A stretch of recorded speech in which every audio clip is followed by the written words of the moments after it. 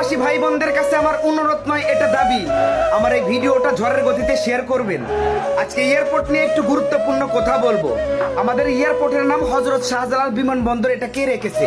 এই নাম কেটে দিয়ে চোর বাটপার চিটার আন্তর্জাতিক বিমানবন্দরের নামকরণ করা হোক। কারণ ওইখানে যারা বসে আছে তাদের মধ্যে অধিকাংশই চোর বাটপার আর বেজন্মা। এই দেশে প্রবাসীদের কি কোনো অবদান নেই? প্রবাসীরা কি দেশের জন্য কিছুই করে না? তাহলে প্রবাসীরা কেন নির্যাতন হচ্ছে এয়ারপোর্টে? প্রতিনিয়ত এমন খবর আছে, প্রতিনিয়ত এভাবেই নির্যাতন হয়ে যাচ্ছে। আমরা কোনো প্রতিকার পাচ্ছি না, আমরা কোনো এটা নিষ্পত্তি পাচ্ছি না। আমরা কিন্তু এত সহজে এটা ছেড়ে দিব না। এবার আঙ্গুল বাঁকা করব, সোজা করে আসলে একটু উঠবে না। আমরা প্রবাসীরা বিদেশ থেকে কি নিয়ে যাই?